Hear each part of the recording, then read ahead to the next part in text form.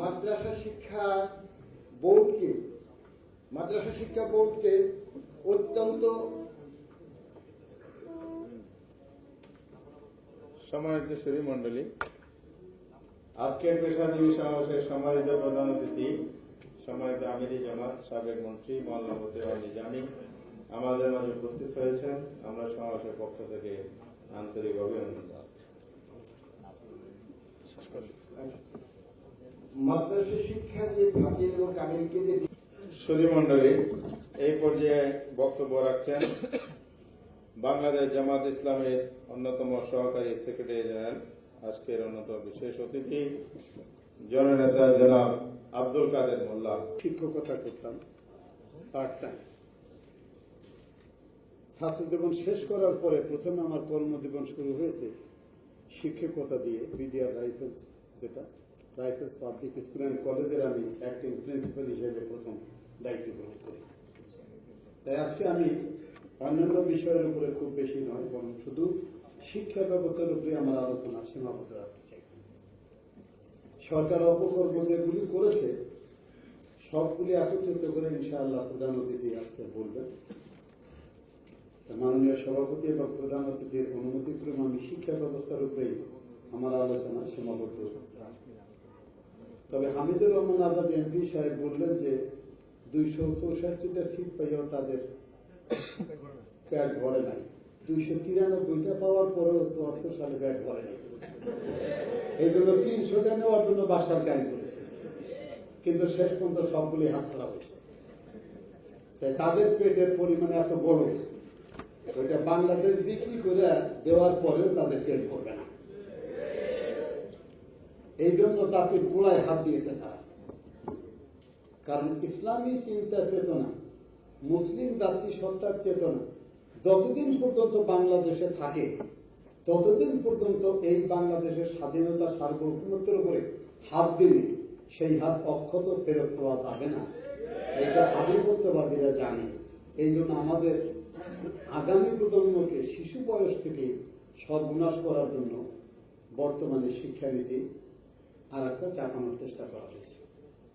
প্রথমে যে শিক্ষানীতি, আজকে আমরা নতুন একটা ইনফরমেশন সকালে জানতে পারলাম, তখন তো ছাত্রলীগের খুব বড় নেতা শফিউল আলম প্রধান, এই শিক্ষানীতি যখন শেখ মুজিবুর রহমান সাহেবের হাতে দেওয়া হয়, ধর্মীয় শিক্ষা একেবারে প্রায় নাই বললেই চলে, তখন তিনি বলেছিলেন যে তোরা যে শিক্ষানীতি আমাদের দিবি, জনগণ কি কয় আর চায় এটা তো বুঝতে পারলি না, আমাকে মারবার ব্যবস্থা করবি নাকি এই ধর্মবিহীন শিক্ষানীতি দিয়ে।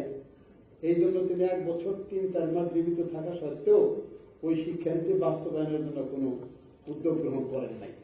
আর বর্তমান শিক্ষামন্ত্রী আগামী জানুয়ারিতেই এটা বাস্তবায়ন করবেন। এবং তারা যে শিক্ষানীতির জন্য, শিক্ষা ব্যবস্থার জন্য বই সাপ্লাই সময় মতো দিতে পারবেন না, এইটা তারাও জানেন। যারা বই সাপ্লাই করেন, প্রিন্ট করেন, তারাও জানেন। এই জন্য সম্ভবত সরকারি ছাপাখানা আগুন লাগাইয়া একটা নতুন অজুহাত বের করা হচ্ছে, যাতে আগামী মে 2 পর্যন্ত কমপক্ষে বিনা পড়ায় ছাত্রছাত্রীদেরকে রাখতে পারে। আপনারা দেখবেন ঢাকা রাজধানীর উপরে সরকারি গুদামখানা প্রিন্টিং জায়গায় 3 দিন পর্যন্ত আগুন জ্বলে। এই আগুন সরকার নিভাইতে পারবে, এটা তো বসুন্ধরা 24 তলার আগুন নয়, এটা মাটিতে, এটা নিভাইতে পারবে। এরপরে আমি যেটা বলতে চাই, আসলে 73 সালে যে শিক্ষা কমিশন গঠন করা হয়, 74 সালের মে মাসে যেটা সাবমিট করা হয় মরহুম শেখ মুজিবুর রহমান সাহেব, ওইটা নিজেও একটা প্রতারণার দলিল ছিল। আমি আপনাদেরকে বলছি জনগণ কি ভাবে আর তারা কি জনগণকে দিতে চায়। ওই সময় 90টা প্রশ্নমালা বিশিষ্ট একটি 90টি প্রশ্ন বিশিষ্ট একটি প্রশ্নমালা জনগণের কাছে, শিক্ষকদের কাছে, ছাত্র নেতাদের কাছে, পার্লামেন্টারিদের কাছে, কৃষিবিদদের কাছে, অর্থাৎ সকল পেশার লোকজনদের কাছে, যারা জনমতের প্রতিফলন ঘটাইতে পারেন এই রকম লোকজনদের কাছে সাপ্লাই করা হয়। অবশ্যই তখন বেছে বেছে জামাত সমিতি কজন জীবিত ছিল তাদের কাছে তো আর প্রশ্নমালা সাপ্লাই করা হয়নি। তারা তাদেরকে পছন্দ করতেন, তাদের কাছেই সাপ্লাই করা হয়েছে। তারা যে উত্তরটা দিয়েছে তাই শুনুন। 17 নম্বর প্রশ্নতে ছিল ধর্ম শিক্ষা সম্পর্কে নিচের কোন প্রস্তাবটা আপনার নিকট বেশি গ্রহণযোগ্য? 17 ক, সাধারণ শিক্ষায়তনে ধর্ম শিক্ষার কোনো বিশেষ ব্যবস্থা থাকা উচিত নয়। এই ব্যাপারে মত দিয়েছেন 147 জন। সাধারণ শিক্ষায়তনে সকল ধর্ম সমন্বয়ে নীতিমালা শিক্ষার একটি ব্যবস্থা থাকা উচিত। এই ব্যাপারে মত দিয়েছেন 399 জন। ধর্ম শিক্ষা সাধারণ শিক্ষার অবিচ্ছেদ্য অংশ হওয়া উচিত। আবার আমি শব্দটা পড়ছি, লাইন। ধর্ম শিক্ষা সাধারণ শিক্ষার অবিচ্ছেদ্য অংশ হওয়া উচিত।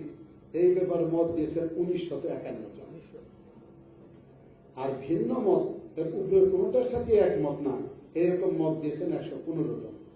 অন্য 3টা যোগ করলে যারা অবিচ্ছেদ্য অংশ হওয়া উচিত মনে করেন তাদের কত পার্সেন্ট হয় আপনারা নিজেরা হিসাব করেন।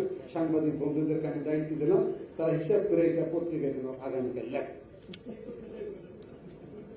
এরপরে 18 নম্বর প্রশ্ন, শিক্ষা ব্যবস্থার মাধ্যমে ধর্ম শিক্ষা সম্বন্ধে আপনার মত কি? ধর্ম শিক্ষা ব্যবস্থা শুধুমাত্র প্রাথমিক স্তরে থাকবে, এই ব্যাপারে মত দিয়েছেন 213 জন। ধর্ম শিক্ষার ব্যবস্থা প্রাথমিক ও মাধ্যমিক উভয় স্তরেই থাকবে, এই ব্যাপারে মত দিয়েছেন 1159 জন। এবং ধর্ম শিক্ষার ব্যবস্থা সর্বস্তরে থাকবে, এই ব্যাপারে মত দিয়েছেন 1126 জন। তাহলে যারা সর্বস্তরে চায় তারা অবশ্যই মাধ্যমিক স্তর পর্যন্ত চায়, প্রাইমারিতে তো চায়। এই 3টা যোগ করলে পরে বা 2টা যোগ করি, মাধ্যমিক আর উচ্চ শিক্ষা, 1159 আর 1126, কতজন হয় হিসাব করেন। আর যারা বলছে যে কোন স্তরে থাকার দরকার নাই, এইরকম বলছেন 116 জন। ভিন্ন মত দিয়েছেন মাত্র 196 জন। 116 জনেরটা কি জাতীয় শিক্ষানীতির মানে প্রতিফলন, নাকি 2200 বা 2300 লোক মত দিল সেটা জাতীয় শিক্ষানীতির বেসিক হওয়া উচিত, বেসিক হওয়া? এইভাবে প্রতারণা করে তারা এই কাজটি করেছিলেন। বর্তমান কমিটিও তাদের শিষ্য হিসাবে কাজটা তাদের চেয়ে কম দক্ষতার সাথে করেন নাই। তারা চুপি সারেন জাতীয় শিক্ষা নীতি প্রণয়ন হবে, এইটা নিয়ে এত গোপন চোরাকার বাড়ির দরকার দেখ। 56টা সংগঠনের সাথে নাকি ওনারা আলোচনা করেছেন। নামগুলো আমার ধারণা যে চেয়ারম্যান যিনি আছেন তারা জিজ্ঞেস করলেও 56টার অর্ধেক নাম বলতে পারবেন না। এবং এই 18 জনের মধ্যে 2 জন আমার ব্যক্তিগতভাবে পরিচিত। একবার ঢাকা ইউনিভার্সিটির একটা সেমিনার, সিলেবাস আর কারিকুলামের মধ্যে কোনো তফাৎ নাই। আমি তখন বললাম যে সিলেবাস কারিকুলাম অনুযায়ী সিলেবাস তৈরি করা হবে, তারা আমার এই কথা বাধা দিলেন। বেশ কিছুক্ষণ তর্ক বিতর্কের পরে মুরব্বী কয়েকজন শিক্ষকের হস্তক্ষেপে শেষ পর্যন্ত তর্ক বিতর্ক বন্ধ হইল। তা আমি শেষে বলতে বাধ্য হইলাম, যারা ইউনিভার্সিটিতে শিক্ষকতা করার পরেও সিলেবাস এবং কারিকুলামের পার্থক্য বুঝে না, আল্লাহর রাস্তায় আমি তাদের সাথে কথা বলে সময় নষ্ট করতে রাজি না।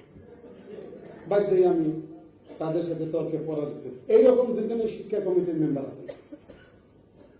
আমি তাদের কাছে একটা আবেদন করতে চাই, সেটা হলে 38 বছর যখন আমরা শিক্ষানীতি ছাড়া চললাম, তাতে তখন বাংলাদেশ মরেও নাই এবং আমরা আমাদের ছেলেপেলেরাও একেবারে এবিসিডি ক খ এগুলি শেখা বন্ধ হয়নি। একটা জাতীয় শিক্ষানীতির মতো জিনিস তৈরি করার জন্য আপনারা একটু সময় নেন।